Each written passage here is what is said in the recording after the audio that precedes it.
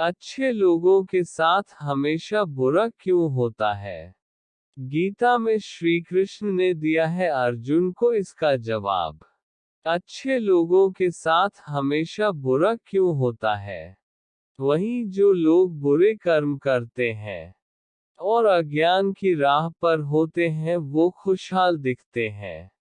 श्री कृष्ण ने इसका जवाब गीता में दिया है। गीता सार। आपने महसूस किया होगा कि जो लोग अच्छे कर्म करते हैं वो परेशान रहते हैं, वहीं जो बुरे कर्म करते हैं वो खुशी से रह रहे होते हैं। अच्छे कर्म करने वाले परेशान होते हैं कि आखिर उन्हें इतनी परीक्षा क्यों देनी पड़ रही है, जबकि जो अधर्म की राह में हैं वो खुश हैं और जिंदगी का लुत्फ उठा रहे हैं। अगर आपके मन में भी ये सवाल आया है तो आज हम आपको इसका जवाब देंगे। ये जवाब वो है जो भगवत गीता में लिखा है और श्री कृष्ण ने अर्जुन को दिया था। भगवत गीता में वर्णित कथा के अनुसार जब भी अर्जुन के मन में कोई दुविधा होती थी तो वो श्री कृष्ण के पास पहुंच जाते थे।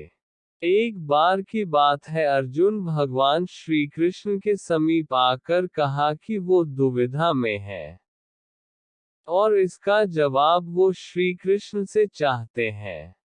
श्री कृष्ण ने पूछा कि क्या सवाल है?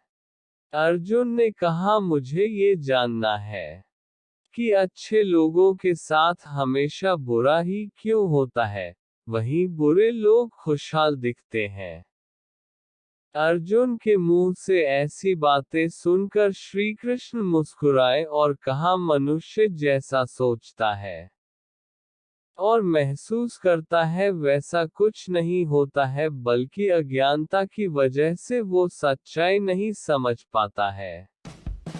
अर्जुन उनकी ये बात समझ नहीं पाए। इसके बाद श्री कृष्ण ने क्या कहा वो जानते हैं। श्री कृष्ण ने अर्जुन से कहा पार्थ, मैं तुम्हें एक कथा सुनाता हूँ। उसे सुनकर तुम समझ जाओगे कि हर प्राणी को उसके कर्म के हिसाब से ही फल मिलता है। प्रकृति हर किसी को अपनी राह चुनने का मौका देती है।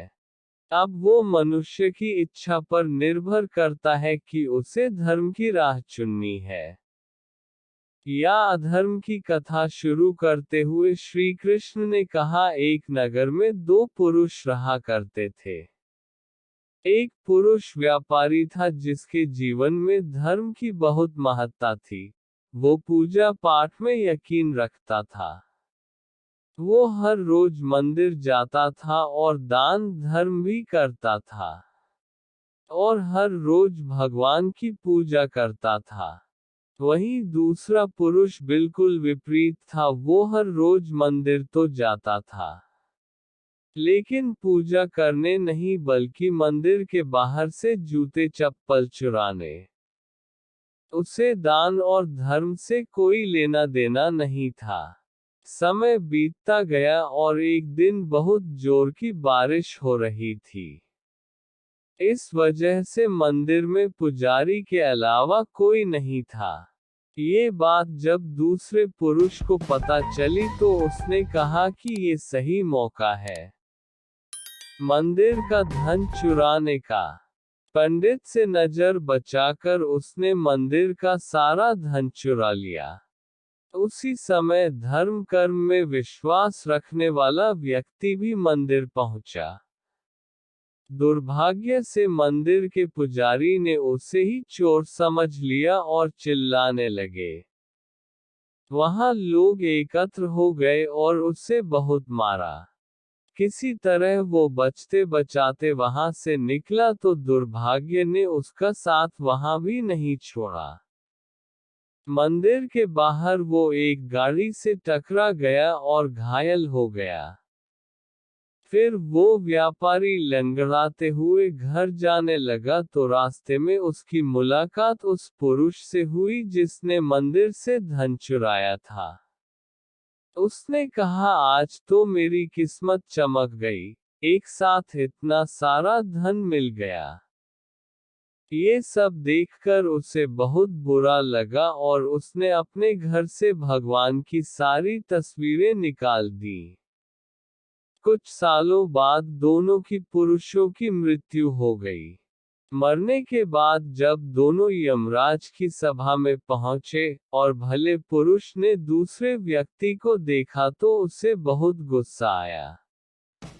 उसने क्रोधित होकर यमराज से पूछ ही लिया, मैं तो हमेशा अच्छे कर्म करता था, दान में विश्वास रखता था। उसके बदले जीवन भर मुझे अपमान और दर्द ही मिला और इस व्यक्ति को नोटों से भरी पोटली। आखिर ऐसा भेदभाव क्यों? इस पर यमराज ने कहा, पुत्र तुम गलत समझ रहे हो। जिस दिन तुम्हारी गाड़ी से टक्कर हुई थी, वो दिन तुम्हारे जीवन का आखिरी दिन था। परंतु तुम्हारे अच्छे कर्मों की वजह से तुम्हारी मौत सिर्फ एक छोटी सी चोट में बदल गई। तुम इस दुष्ट व्यक्ति के बारे में जानना चाहते हो, दरअसल इसके भाग्य में राजयोग था। मगर इसके कुकर्मों और अधर्म की वजह से वो सिर्फ एक छोटी सी धन की पोटली में बदल गया। कथा सुनाने के बाद श्री कृष्ण अर्जुन से कहते हैं, पार्थ क्या अब तुम्हें तुम्हारे सवाल का जवाब मिल गया? ऐसा सोचना कि भगवान तुम्हारे कर्मों को नजरअंदाज कर रहे हैं, ये बिल्कुल भी सत्य नहीं है। भगवान हमें कब क्या किस रूप में दे रहा है मनुष्य को समझ में नहीं आता है। मगर आप अच्छे कर्म करते रहें तो भगवान की कृपा हमेशा बनी रहती है। इसलिए अपने अच्छे कर्मों को बदलना नहीं चाहिए, क्योंकि उसका फल हमें इसी जीवन में मिलता है।